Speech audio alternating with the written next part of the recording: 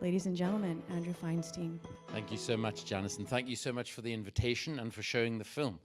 It's a great delight to be here, and after the film I'll be on the panel with the director, Johan Grimonprez, and I hope that watching the film will give you thought not just about the global arms trade, but also about the way in which we've tried to use documentary cinema in a slightly unconventional way to take the work that we do to as wide an audience as possible.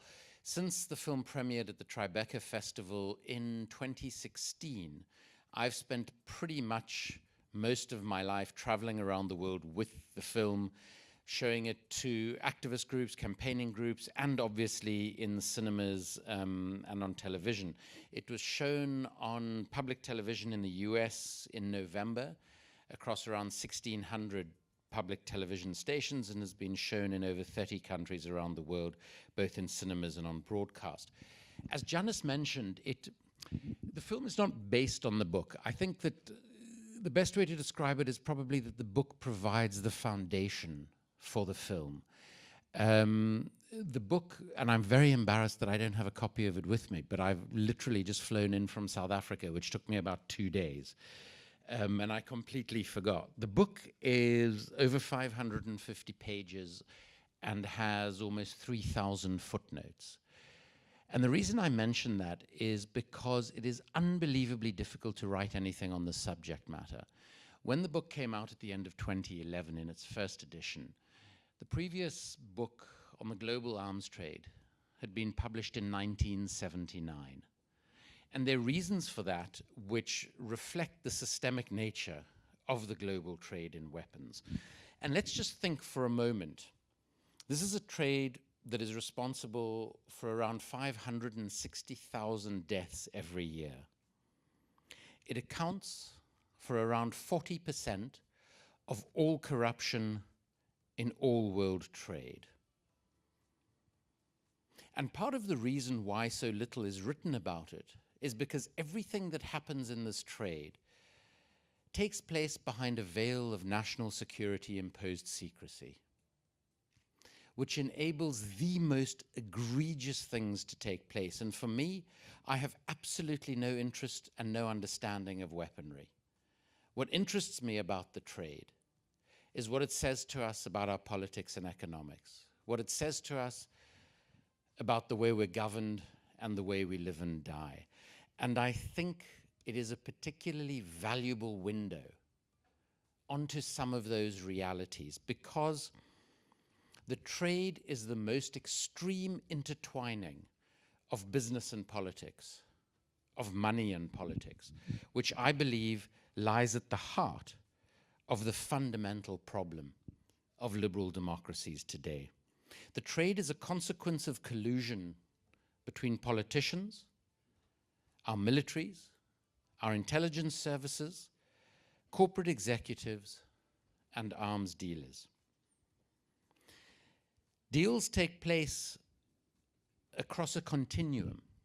Our governments and weapons-making companies would argue that they operate in what is described as the legal or formal trade in weaponry.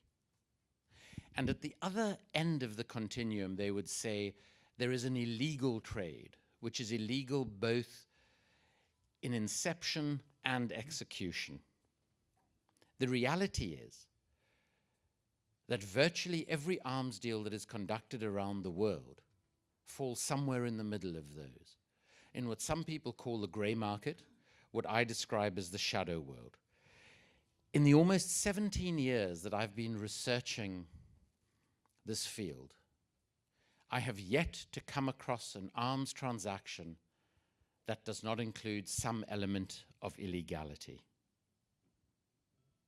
And most astonishing of all is that this industry operates in something of a parallel legal universe. So those engaged in it pretty much operate with impunity. Just one example. A team at the University of British Columbia under Professor James Stewart recorded by mid-2011 502 violations of UN arms embargoes. That is 502 instances in which governments, companies, and/or individuals knowingly sold weapons into conflicts on which there was a UN arms embargo. Of those 502 violations, there have been legal consequences in 2 of them. One led to a conviction and the payment of a derisory fine that was a tiny fraction of the hundreds of millions of dollars that the arms dealer made on that transaction. I came to this work as an ANC Member of Parliament in South Africa when my own party, after Nelson Mandela left office, decided to spend over $10 billion on weapons that we had absolutely no need for and that have barely been used today. The reason they spent that money is because over $300 million of bribes were paid to politicians who approved the deal, to my own political party, the ANC, to military leaders, to officials in government, and to intermediaries.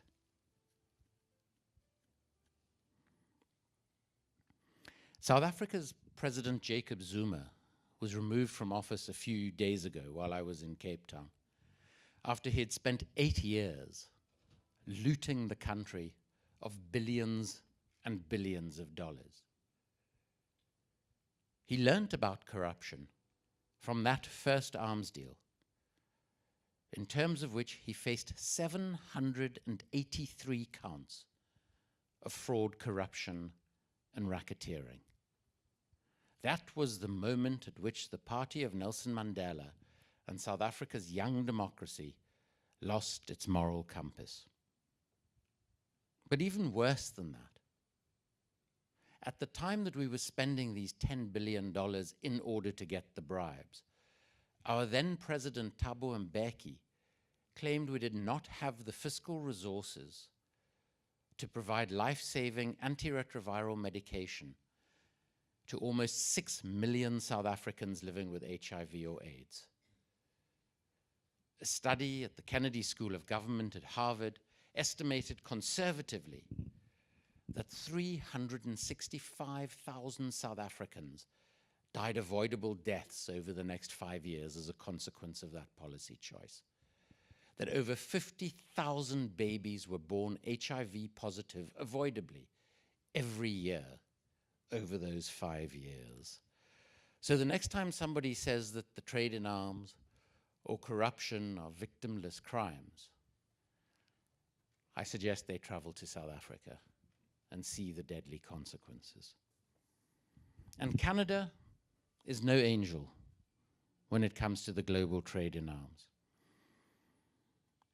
I won't even mention the role of your previous government in the trade, but it is the role of your current Prime Minister that particularly disturbs me. Here is a man who came to office promising to end arms sales to Saudi Arabia and to change Canadian arms export policy. The sales to Saudi Arabia continued without pause.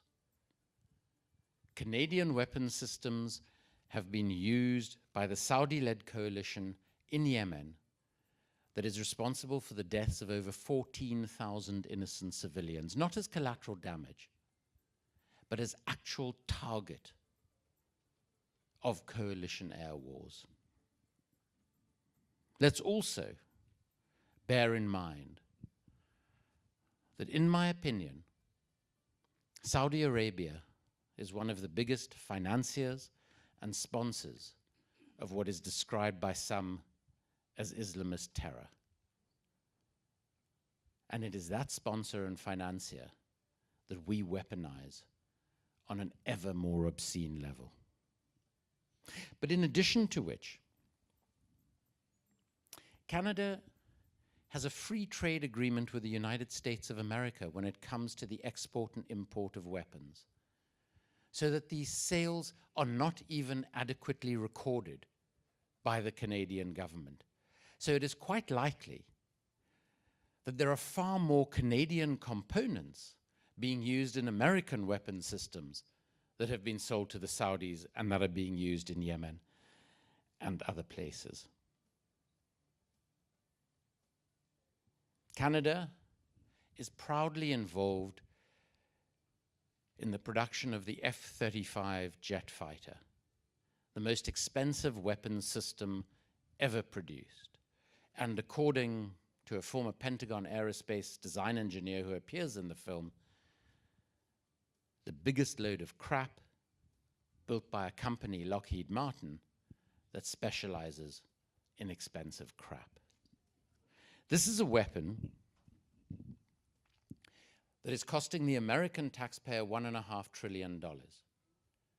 That, according to the Defense Intelligence Agency in the United States, will have no role to play in any conflict that the US is engaged in, even though it is engaged in more conflicts than any other country on the planet, and is unlikely to have a role in any conflict for generations to come.